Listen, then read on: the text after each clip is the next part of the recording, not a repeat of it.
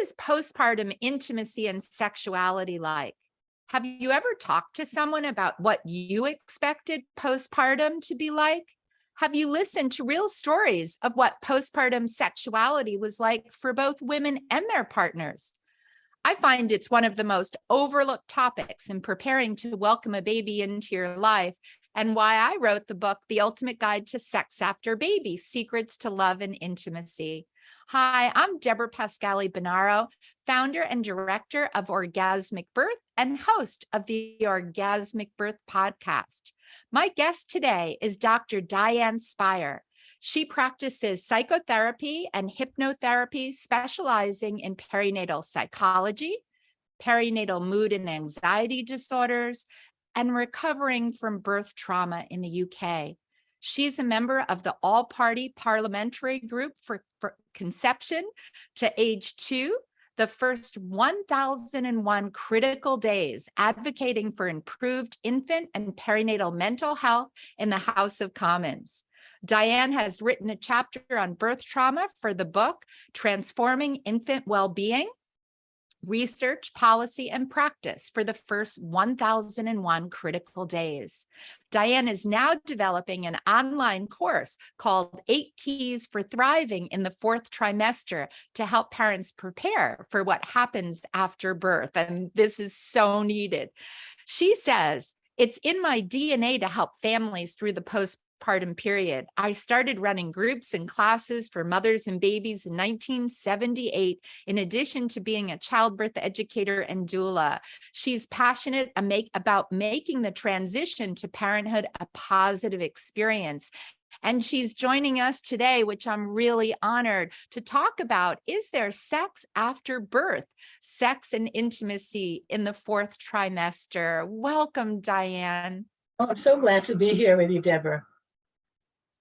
You know, I love your work, and you keep creating new things that are just so important. And you've had quite a journey, both personally and professionally, with childbirth and parenting. And I always love to ask people, can you tell us just a little bit about your own birth and postpartum experiences and how that kind of led you to your life's work and today's topic? Of course, I think that having a baby is probably the first step to somebody who ends up becoming a birth worker, especially over the 40 plus years that I've been doing it. But yes, I had my first child in a traditional hospital with a doctor, with an obstetrician, and it went well. But there were rules in the hospital that I wasn't entirely happy about. I couldn't have a mirror when I wanted to, and I couldn't see what was going on. And, so I thought, well, the next time around, I'm going to make a different choice. And that was in 1976. And although I had spoken to a home birth midwife, there weren't many around in that point. That was exactly the time when the Maternity Center Association in New York City opened up their childbearing center. And I went there. I don't remember who recommended it to me. Might have been Elizabeth Bing. And I went to see it, and the environment and the atmosphere was so wonderful and inviting and welcoming. And I was just amazed that the attitude around birth was so normal and natural there. So I definitely wanted to have my baby there, and I did. And it was a very fast birth, 4 hours from start to finish. And wow. The thing that I found in that moment was it was at 5 o'clock. We went into labor at 5 o'clock in the afternoon, and nobody's really home. In those days, we didn't have cell phones. So, when we wanted to call these people to come and watch our first child, nobody was home. But it turns out that some were coming to visit us just at that moment as we were pulling out of the garage. And we said, get in the car. And they came with us when we went to the birth center, and they went upstairs with Eric, my first son. And we went down and had a baby. So the third time around, this time I wanted a home birth, and I was all geared up for having a home birth. But my daughter was 10.5 pounds, and we got stuck. She had a persistent occipital posterior, and her little nose got stuck on my pubic bone. So we transferred to Englewood Hospital. And because I was using a midwife whose name I cannot recall at this moment, whose backup was at Englewood Hospital. So I went there, and it was a forceps delivery. And I thought I was done. And then through my work, again, like doing this work as an occupational hazard. And I had just developed the birth empowerment workshop, and it just felt like some other little spirit wanted to come in. So we to this point planned to have a home birth, and we did in fact have a home birth. And what was very amazing about that experience was my daughter was 7 at this point. She was the youngest of the 3. And the older 2 were like pre-adolescent, adolescents. And so they were watching what was going on. And they were like my cheering squad. They were behind me saying, "Hey, you're doing great, Mom." And I was on beautiful delivering, and on hands and knees delivering. And it was just a wonderful experience to have really the entire, well, even my daughter had fallen asleep by this point because he was born at 11:34 at night. But it was really a wonderful experience I feel like I've had all the types of births you can have other than a cesarean section with my 4 children. Yeah. So beautiful. And, I love your birth journey. And I find so many people have that, right? What they choose for their first brings so many lessons that they incorporate, and the same for 2 and 3, and really beautiful that your place of birth changed, Right. and that your experience changed. Now, how did that lead you to the incredible work that you're doing now? Well, after I had my son in the birth center, I became friendly with the midwife who was actually there catching. And I said, it seems that birth is something I seem to understand innately. I can't explain it. And she said, well, there's a teacher training program going on now. And this was the Metro New York Childbirth Education Association, who started in 1977.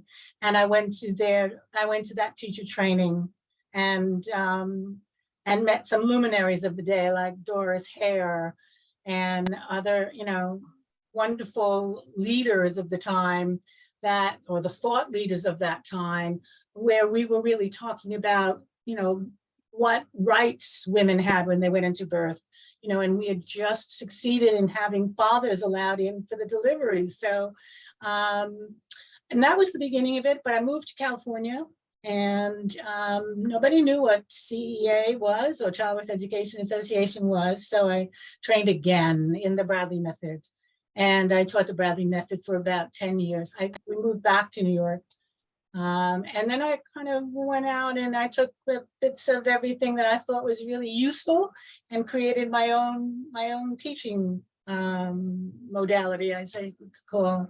So yeah, birth makes those of us that are so inspired, it just energizes that desire to help others have positive birth experiences. Yeah, I agree. And even if you don't go on to a career in birth, right? I think there's such a lesson that birth really touches such deep parts of us and inspires us to birth all kinds of other things, not only babies, but other aspects of ourself and life. Right, but right. as you and I know, that journey into postpartum is always filled. Like, I remember, and I don't know if this was true of you, like when I had my first baby, I spent the whole time trying to figure out how to get the baby out and birth the baby, and hadn't thought at all about what postpartum would be like. And no one talked to me about intimacy and relationship and sexuality. So can you talk a little bit about that? This is your expertise here. Yeah, I mean, it started pretty early on. I mean, I started to run postpartum support groups for originally people who were like my birth clients, and they kind of wanted more. And that evolved into this mother and baby exercise class that I taught for 20 years. And so the emphasis was on that transition into the afterbirth experience. And a lot of the mothers that came into these groups shared their experiences with me, and I shared my knowledge and wisdom with them. And I became aware of the fact that there weren't enough resources out there for what happens after the birth. But as a birth educator, I found that my clients did just want to get through the birth. Right. Get me through the birth. Then, and they're not thinking about what happens after that. It's like the wall ends at the birth. And I keep saying, but wait, something more. Birth is a short period of time. That whole postpartum and beyond period is so much longer. So what can we do and how can we prepare? And I think that when I wrote my book, Life After Birth, that was my premise, that let's get this information out there to more and more mothers and partners about what they can expect, what kinds of things are going to go on. And one of the things that's a major section of the book is about nurturing the partner relationship. And of course, sex and intimacy, falls into that domain, is that it's so important to be connected when you're going through all of these changes and so much upheaval, that if you can work together and not start pulling apart and blaming each other if things aren't going the way you want them to, then that really makes for a much smoother and a healthier adjustment where you're on the same page and you're looking for solutions together.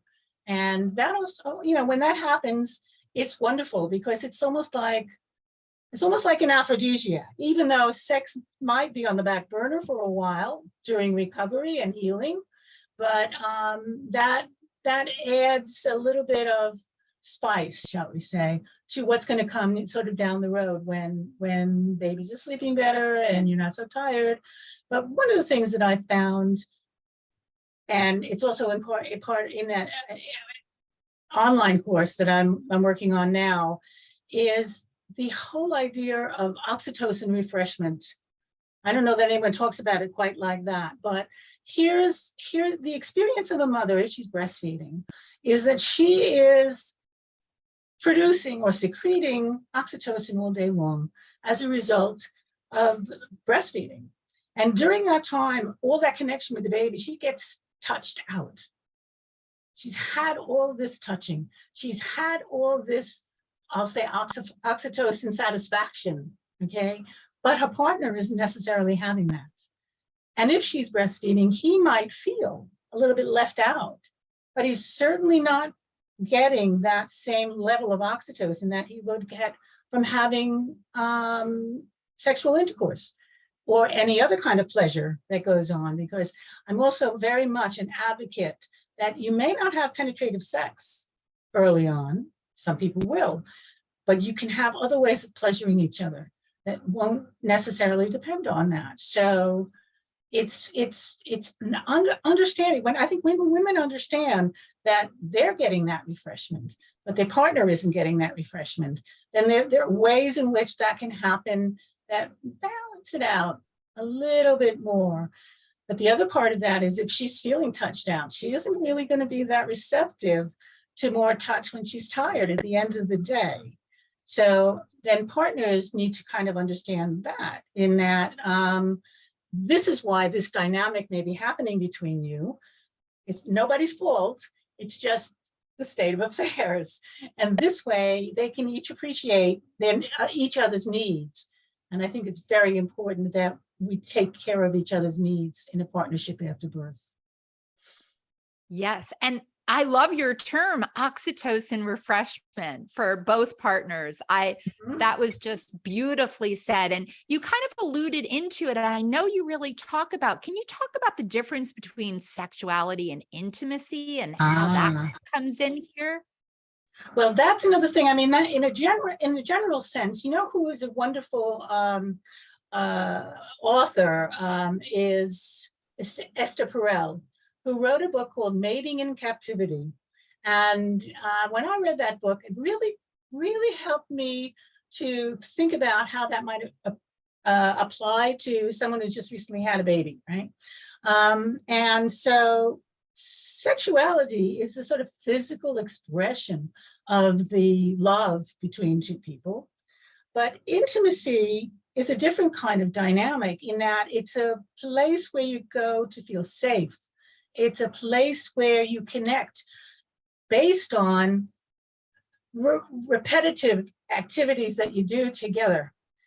And what Esther Perel sort of really believes is that all of that closeness is actually not good for sexuality, because we need a little bit of separation in order to, to come back. Maybe it applies to the absence makes the heart grow fonder notion. But I think, there is this sort of the very beginning stage, when you're in the romantic stage of the development of a relationship, you're coming and you're going, and that separation creates an amazing amount of desire. But if you're bumping into each other every day on a regular basis, and you've got a newborn baby, and you're tired, you're sleep deprived, and all of these other features are coming into it, then sexuality doesn't really have a place to grow. That desire kind of gets put on hold momentarily. It's a temporary thing, but it goes on hold.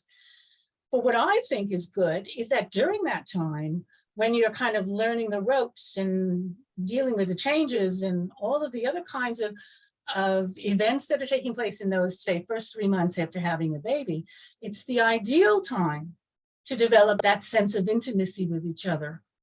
Because the desire is on hold anyway. So now you can really get a chance to learn about each other and learn about each other as you become parents.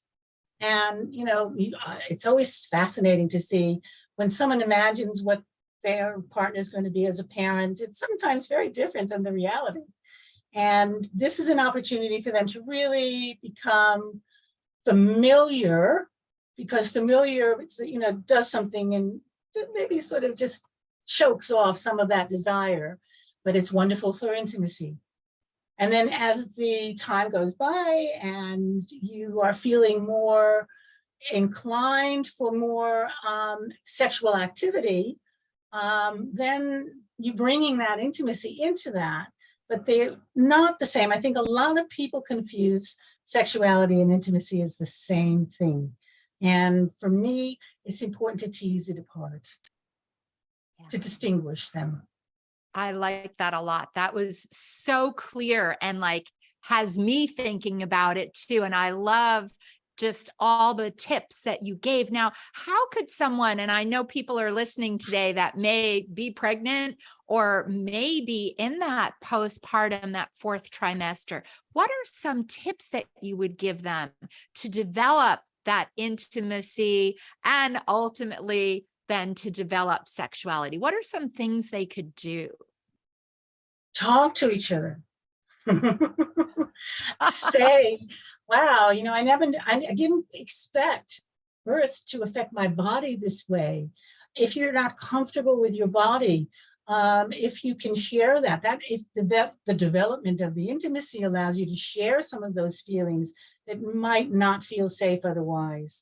And for partners to be able to sort of express the fact that they're feeling a little bit left out. They're left out of the oxytocin bubble. So we need to create an oxytocin, their own oxytocin refreshment. That could be a hand job.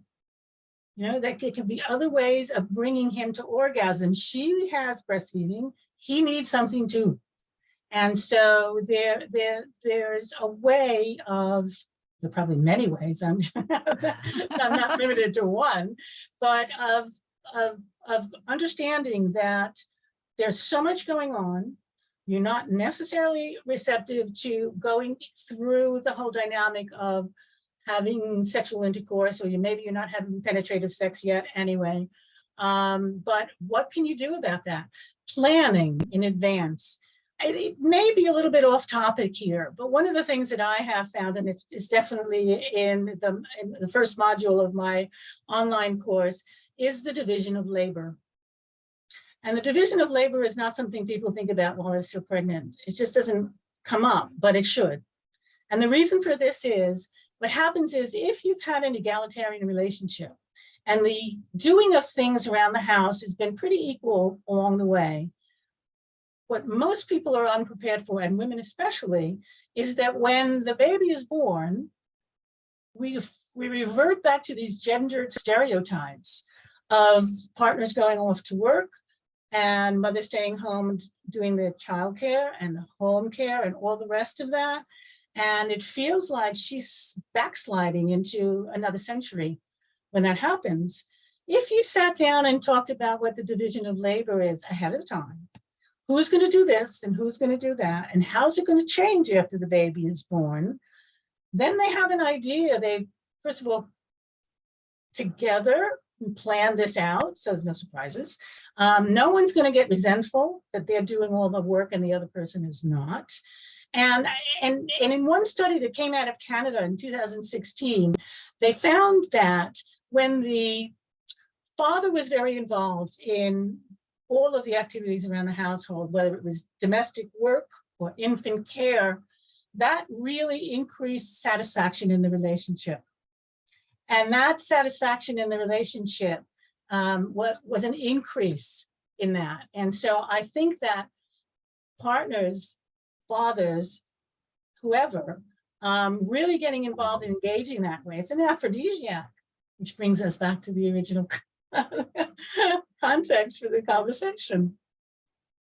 Yeah.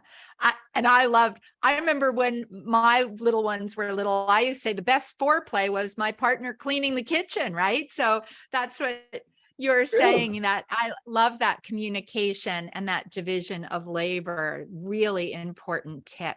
Now, because that's a real source of conflict. I just want to interrupt you for a second. It's a real source of conflict. And 92% of couples have increased conflict in the first year after a baby's born. If we can reduce that, we can increase the joy of being in a couple. Fantastic. Now I have to ask you, you wrote down something and I read it and went, oh, I want to hear this. You said one of the things we could talk about is how the Mingman point in TCM generates arousal. What is that? Well, at the moment I'm doing the certification in energy medicine. And the Mingman part is part of traditional Chinese medicine. And it is part of something called a radiant circuit. We have lots of radiant circuits, and most people understand a lot about meridians, for instance. But actually, radiant circuits are earlier in the development. The radiant circuits come into the fetus before meridians start to develop. So meridians are like really pathways. Radiant circuits are like hyperlinks. Wherever the body needs it, they jump around. There is a radiant circuit called penetrating flow. And Mingmen is the starting point for penetrating flow. And it's on the back and it's directly behind your navel.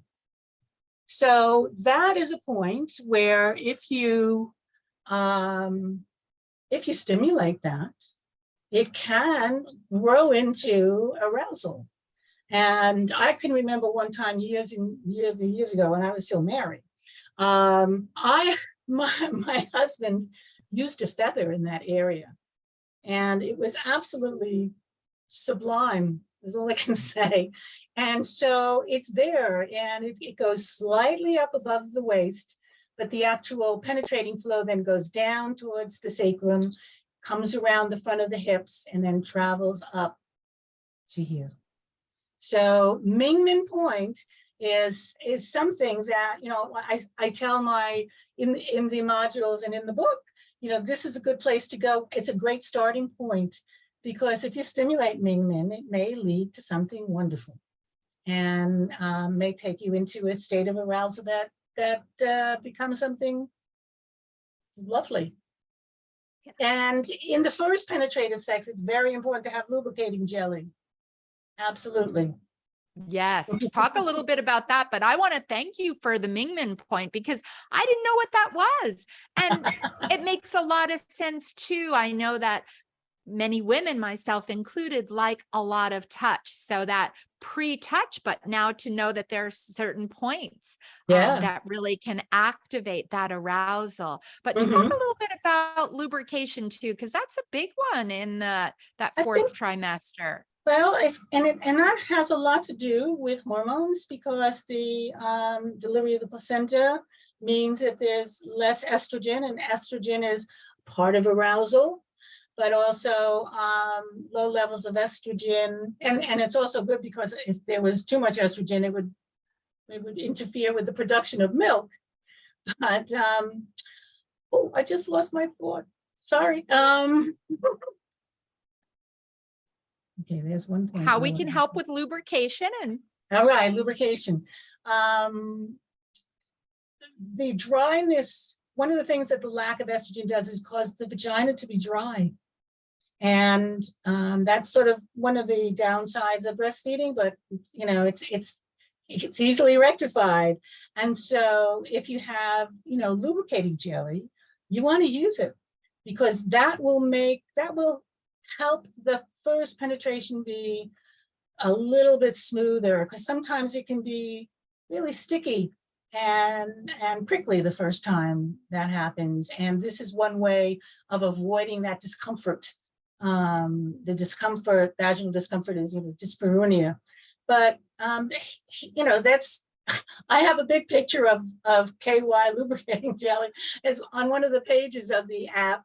The app is Digital Doula 2.0, by the way. And there's you know, I think it's really important, because if we can do everything we can in order to make that return to sexuality a positive one, you know, I'm all for that. I'm an advocate for that, for sure. yeah. And, you know, one thing I always felt like, some people feel lubricant is a sign that you're not getting aroused. And partners can wonder, if we've never used it, why we need it now. So I'm so happy you explained that there is that hormonal component, that there is this shift, especially for people that are breastfeeding too, but for all postpartum people, and Right. how important lube can be, if it's even that might be the first time you're using it, or for some people, it's been a natural part of their intimate and sexual life. Yeah, absolutely. Absolutely. And yes, it is important to know that. That's why having this kind of information in preparing for the postpartum period is so important, because then nobody's questioning the fact that maybe I'm not doing something right and she's not aroused now. It has nothing to do with the partnership and everything to do with the levels of estrogen in the body. And it's so simply explained. So we only have a little more time, but I'm going to ask you if there's any other point you'd like to add about that fourth trimester to guide parents. What would be one more tip you might say to them? I think probably the overarching thing is patience. Patience during this time, because there's so much change. There's so much going on. There are all these new roles. There's this other little tiny being that depends on you completely. There's a disruption in terms of your ordinary state. So if you can remain patient with each other and going in both directions, that patience allows other kinds of positive interactions, and tolerance is probably a big part of that as well. So you're not acting like you're blaming the other person. You know, if things aren't going the way you want them to go, you can avoid those kinds of interactions. You can stay connected. I think knowing that the birth of a baby is known to be a period of relationship breakdown. I think the thing to, you know, if you can do things that are going to foster that connection, and patience and tolerance will be a big feature of those, then you can work as a team and come through this transition as a duet. I always think of it as a duet, because each individual could sing their particular part, but if they sing it together, they're in harmony. And to have a healthy sexuality and intimacy in the fourth trimester, you need that kind of harmony. Beautiful. Well, I know people are probably saying, Diane, where can we find you? How can we get your book and learn more about your class? Can you tell us how people can be in touch? Well, my website is dianespeier.com. So let me spell it because the last name often gets spelled incorrectly. It's DianeSpeier.com.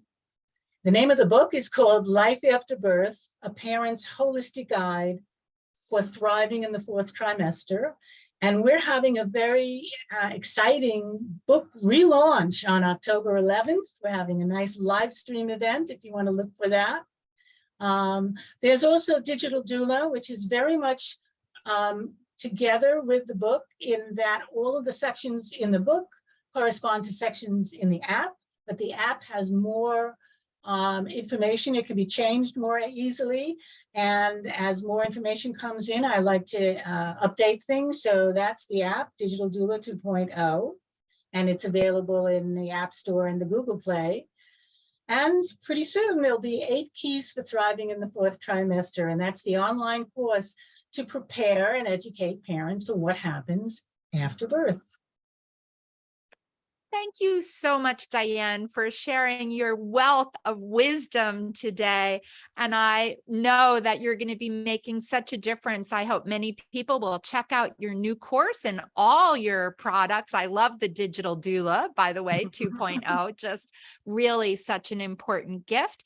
And for everyone who joined us today, we always love to hear your comments and feedback. What are you taking away from all these tips? What was your favorite quote? Please tag both of us. Look in the show notes and tag us. We always really value your feedback, and we look forward to you joining us next time on the Orgasmic Birth Podcast.